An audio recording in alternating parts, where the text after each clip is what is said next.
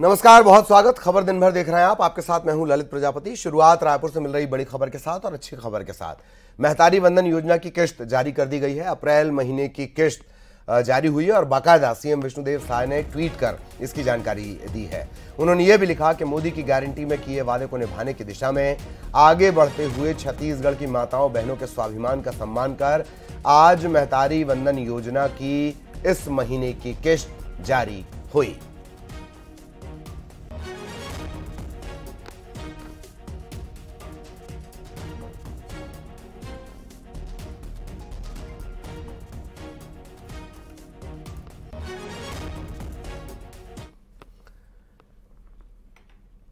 इधर बीजेपी ने महंत के खिलाफ मोर्चा खोल दिया है। महंत के खिलाफ बीजेपी ने प्रदर्शन किया। रायपुर में शंकर नगर चौक से एक रैली निकाली गई और महंत के खिलाफ जमकर नारेबाजी की गई। मैं मोदी का परिवार, पहली लाठी मुझे मारो, ये नारे लगाए गए। वहीं सक्ती और जशपुर में महंत और बघेल दोनों का पुतला भी फूंका गया।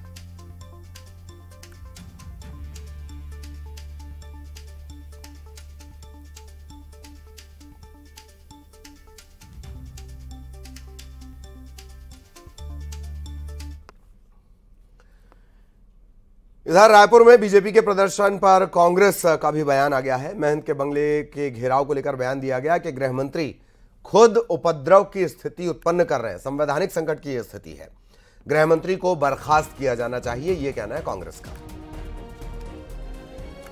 छत्तीसगढ़ में आज उस समय गंभीर संवैधानिक संकट की स्थिति उत्पन्न हो गई जब स्वयं गृह मंत्री नेता प्रतिपक्ष के निवास पे भीड़ लेके घेराव करने पहुंच गए।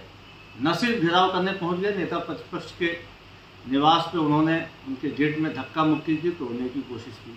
अब स्वयं गृह मंत्री जब किसी आंदोलन का नेतृत्व करेंगे, किसी उपद्रव का नेतृत्व करेंगे, तो पुलिस तो असहाय बनी रहेगी। पुलिस मूक दर्शक बनी हुई थी, गृह मंत्री उपद्रव मचा रहे थे। कांग्रेस पार्टी महामहिम राज्यपाल से मांग करती है कि इस संवैधानिक संकट के लिए गृह मंत्री विजय शर्मा को तत्काल उनके पद से बर्खास्त किया जाए। इधर जांजगीर में महंत के बयान के विरोध में बीजेपी कार्यकर्ताओं ने प्रदर्शन किया। कार्यकर्ताओं ने कांग्रेस के खिलाफ जमकर नारेबाजी की। बीजेपी के संभागीय प्रभारी अनुराग सिंहदेव ने कहा कि छत्तीसगढ़ की जनता इसका जवाब देगी।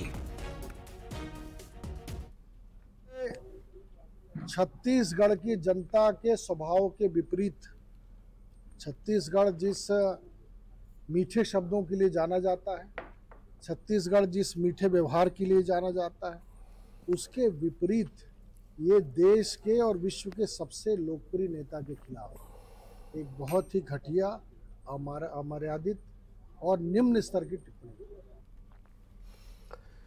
इधर महासमुंद में अजय चंद्राकर का महंत पर निशाना। उन्होंने कहा, अजय चंद्राकर ने, कि कांग्रेस में पागलों की संख्या बढ़ गई है, ऐसे नेताओं का इलाज करवाना चाहिए। महंत के बयान को लेकर उन्होंने यह हमला बोला है।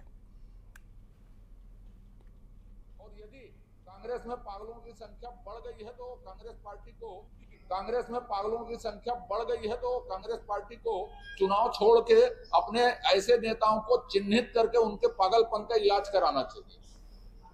लोकतंत्र में ये भाषा कतई स्वीकार नहीं है और हमारा कैंपेन चलेगा कि मुझे भी मारो करके। आप मोदी जी को क्या मारते हैं? आप देश के नेता के साथ, विश्व वंद्य नेता हैं, उसके साथ क्या व्यवहार कर रहे हैं, लोकतंत्र की भाषा को कितना गिरा रहे हैं, ये उनको अपने गिरेबान में झांकना चाहिए। और कांग्रेस पार्टी के इस बयान की जितनी निंदा की जाए वो कम है। लोकतंत्र में बिल्कुल स्वीकार नहीं है ऐसी भाषा। बैतूल में कांग्रेस के लोकसभा प्रत्याशी रामू टेकाम की नामांकन रैली में शामिल होने बैतूल पहुंचे कांग्रेस अध्यक्ष जीतू पटवारी ने प्रदेश और केंद्र की भाजपा सरकार पर जमकर निशाना साधा। पटवारी ने तंज करते हुए कहा कि प्रदेश के पूर्व सीएम शिवराज सिंह चौहान की तारीफ करते हैं कि वो 50% कमीशन पर काम करते थे, लेकिन डॉक्टर मोहन यादव की सरकार 60% कमीशन पर काम कर रही है। कर्ज जब से आए हैं 20,000 करोड़ रुपया कर्ज ले लिया आदरणीय मोहन यादव जी की सरकार ने। और तीसरा, करप्शन अद्भुत है, अकल्पनीय है। मैं शिवराज जी की तारीफ करता हूं आज अंतर्मन से कि वो थे जब 50% का कमीशन था। मोहन यादव आ गए तो 60 50% का करप्शन मध्य प्रदेश में हो गया। मोहन यादव जी शिवराज जी से 2 कदम। खंडवा पहुंचे पूर्व कृषि मंत्री और कसरावत के विधायक सचिन यादव ने कहा कि मध्य प्रदेश में खंडवा समेत तीनों सीट पर जल्द प्रत्याशी की घोषणा होगी। अरुण यादव चुनाव लड़ेंगे या नहीं, यह आलाकमान तय करेगा। प्रत्याशी घोषित नहीं होने पर भाजपा के कटाक्ष पर यादव ने कहा कि भाजपा अपनी सुध ले, अपनी चिंता करे, कांग्रेस की चिंता करने की जरूरत नहीं। कसरावत के विधायक सचिन यादव आज खंडवा पहुंचे हैं, उनसे बात करते हैं। सबसे पहले तो खंडवा सहित जो 3 सीटें हैं, बड़ा सस्पेंस बना हुआ है, नाम सामने नहीं आ रहे, क्या कहेंगे? देखिए, कांग्रेस पार्टी एक लोकतांत्रिक पार्टी है और यहाँ पर जो प्रत्याशी चयन है उसकी एक प्रक्रिया होती है और जितने भी उम्मीदवार होते हैं उन सभी को इस प्रणाली से गुजरना पड़ता है और शीघ्र जो है उम्मीदवार की घोषणा हो जाएगी। अरुण यादव जी के बाद नाम आया कि उनके जो करीबी हैं वो चुनाव लड़ेंगे, नरेंद्र पटेल, सुनीता सकरराय। कल से नाम चल रहा है सुनीता सकरराय का, लेकिन खंडवा का सस्पेंस खत्म नहीं हो रहा। खासतौर से खंडवा को लेकर क्या कुछ कहेंगे? देखिए, शीघ्र मैंने जैसे पहले भी कहा कि प्रत्याशी चयन की प्रक्रिया होती है और शीघ्र जो है हमारा जो शीर्ष नेतृत्व है वो शीर्ष नेतृत्व इस पर अंतिम मोहर लगाएगा और जो प्रत्याशी होगा वो सबके सामने शीघ्र आपके सामने आएगा। बिल्कुल। तो ये थे पूर्व मंत्री और कसरावत के विधायक जिनका कहना था उससे बेहतर परिणाम लेकर आए। न्यूज़ 18 खंडवा। और मध्य प्रदेश कांग्रेस के प्रभारी जितेंद्र सिंह ने दावा किया कि हमने टिकट वितरण अच्छे से तरीके से किया है, चुनाव को लेकर संगठन बहुत जोश में है। उन्होंने ये भी आरोप लगाया कि केंद्र का असली चेहरा जनता के सामने आ चुका है। वहीं मध्य प्रदेश कांग्रेस प्रदेश अध्यक्ष जीतू पटवारी ने कहा कि जनता के मुद्दों पर हम चुनाव लड़ रहे हैं, उम्मीद है कि नतीजा हमारे पक्ष में आएगा। देश में बहुत अच्छे टिकट दिए हैं और संगठन के अंदर बहुत जोश है और सिर्फ मध्य प्रदेश ही नहीं लेकिन देश के अंदर जो सरकार बनी थी मोदी जी की उसका असली चेहरा सामने आ गया है। पर्दाफाश हो चुका है। करप्शन सिर्फ उनने जो रिकॉर्ड बनाया, अभी जो हाल में एसबीआई बॉन्ड की बात थी, सिर्फ देश में नहीं लेकिन दुनिया के अंदर रिकॉर्ड बनाया है, अपना नाम स्थापित किया है मोदी जी ने कि ये सबसे करप्ट सरकार है, भ्रष्टाचार सरकार है। जिस तरीके से मध्य प्रदेश में जिन मुद्दों को लेकर कांग्रेस पार्टी को हराया गया वो मुद्दा जिंदा है और देश में भी 14 में जो मोदी जी ने कहा था बहुत ही महंगाई की मार से लेके 15 लाख से लेके काले धन से लेके रोजगार से लेके हर मुद्दा अपनी जगह खड़ा है। भ्रष्टाचार सर चढ़ के बोल रहा है, काला धन सब बीजेपी के पास निकला, ये घर घर बात जाने लगी है। जो सामाजिक न्याय की बात है वो हम कर रहे हैं और मैं मानता हूं कि इस बार कांग्रेस पार्टी बेहतर प्रदर्शन करेगी मध्य प्रदेश। इधर मुरैना में लोकसभा चुनाव से पहले कांग्रेस को झटका लगा है। प्रदेश के महासचिव सोवरन सिंह गुर्जा और उनके बेटे जौरा ब्लॉक अध्यक्ष मनोज गुर्जा बीजेपी में शामिल हो गए। पिता पुत्र हाथ का साथ छोड़कर बीजेपी में शामिल हो गए। ग्वालियर में नरेंद्र सिंह तोमर ने इन्हें सदस्यता दिलवाई। गुर्जा परिवार 40 सालों से कांग्रेस से जुड़ा हुआ था।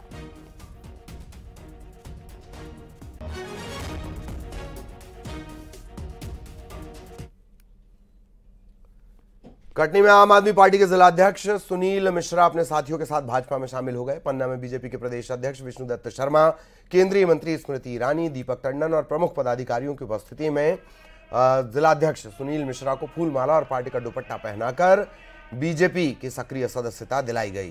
सुनील मिश्रा ने कहा कि भाजपा आमजन हितैषी है और योजनाओं से प्रभावित होकर कटनी जिले की जो पूरी आम आदमी पार्टी की पदाधिकारियों की टीम है वो भाजपा की सक्रिय सदस्यता उसने ग्रहण की है।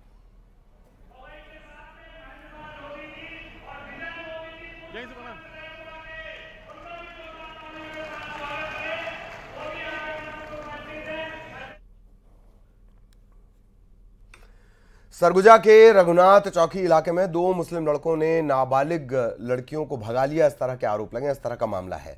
रघुनाथपुर की रहने वाली 2 लड़कियां घर से परीक्षा देने निकली। एग्जाम के बाद लड़कियों को बिठाकर ये जो लड़के हैं वो रांची लेकर चले गए। परिजनों ने शिकायत की, फिर पुलिस ने कॉल डिटेल के आधार पर लड़कियों को बरामद किया। अब इस मामले का एक पहलू ये कि जैसे ही हिंदू संगठनों को इस बात की जानकारी लगी वो थाने का घेराव करने पहुंच गए, हंगामा करने लगे।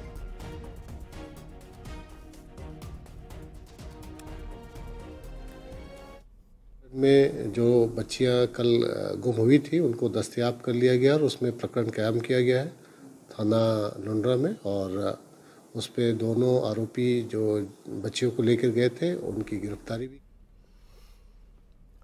खरगोन में न्यूज 18 की खबर का बड़ा असर हुआ है। 156 टन अमानक गेहूं वापस लौटा दिया गया। खराब गेहूं पीडीएस में देने का ये पूरा मामला है, जिसे न्यूज 18 ने प्रमुखता से दिखाया। कलेक्टर ने गेहूं की जांच करवाई थी और अब ये खराब गेहूं जिसमें घुन लगा हुआ था, ये वापस किया जा रहा है। गरीबों को बांटा जाने वाला है पीडीएस का अन्न, अब इसे वापस किया जा रहा है। पीडीएस का ये अनाज है।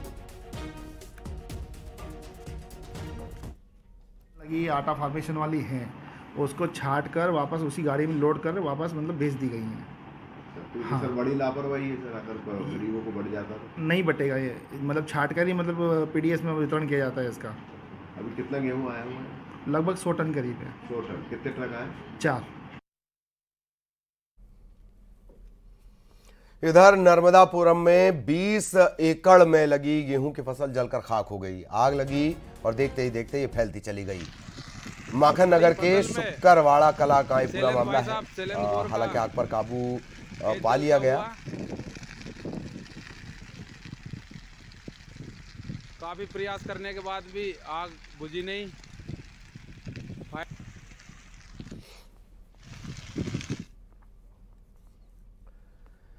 नरसिंहपुर में गर्मी की दस्तक के साथ ही तरबूज की लूट देखने को मिली है। दरअसल गाडरवाड़ा साली चौका के पास स्टेट हाईवे 22 पर तरबूज से भरा ट्रक पलट गया और जैसे ही लोगों को इसकी खबर लगी, तरबूज लूटने लोगों की भीड़ लग गई। यहां लोग बोरे में भरकर तरबूज ले जाते हुए नजर आए।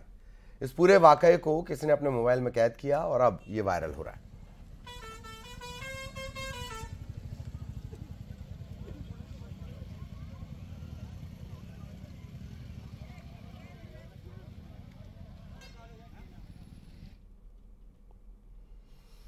बात बड़वानी की, जहां तेंदुए के 2 शावकों का रेस्क्यू किया गया। दरअसल तेंदुए के दोनों शावक गौशाला के गड्ढे में गिर गए थे। इंदौर से वन विभाग की टीम पहुंची। तेंदुए के शावकों का रेस्क्यू किया गया। वन विभाग की टीम ने जाल और पिंजरे के जरिए इन शावकों को बाहर निकाला।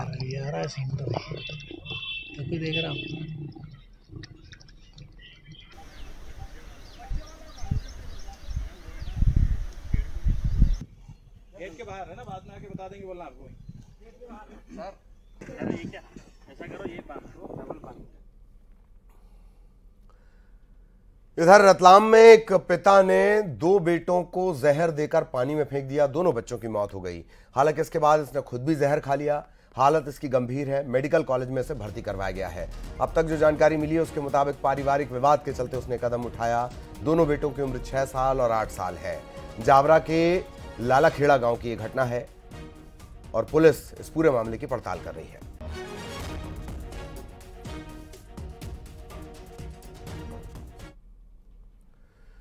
इधर भिंड के गोहद में पति ने गोली मारकर पत्नी की हत्या कर दी। पत्नी को जमीन पर तड़प तड़प कर दम तोड़ते हुए पति देखता रहा। मौत के बाद अपना जुर्म छिपाने के लिए इसने चोरी छिपे घर से 100 मीटर की दूरी पर शव का अंतिम संस्कार भी कर दिया। 2 दिन बाद महिला के पिता को जानकारी लगी तो पुलिस तक मामला पहुंचा। इसके बाद सख्ती से पूछताछ की गई, तब पूरे मामले का खुलासा हुआ। आरोपी गिरफ्तार कर लिया गया है और जो जला हुआ शव है महिला का, वो भी बरामद हो गया है।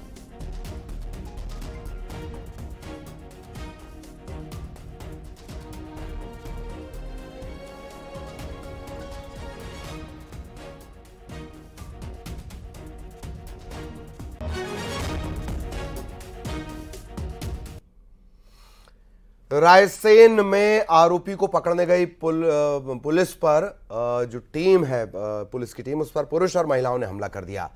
पुलिस खेत की बिजली चोरी मामले में एक वारंटी को पकड़ने गई थी।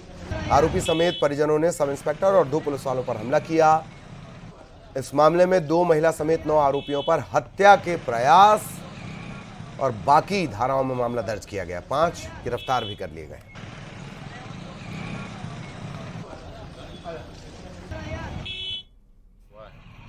उनका स्थायी वारंट था, उनको पकड़ने गई जब टीम, तो उनके परिजनों ने टीम पर हमला कर दिया। हमले में हमारे टीम के एक आरक्षक को गंभीर सर में चोट आई थी। साथ ही टीम के अन्य लोगों को भी मामूली चोटें आई थी। उसके बाद हमने अलग से टीम बना के आज उन्हें, जो आरोपी थे, उन्हें अरेस्ट किया है।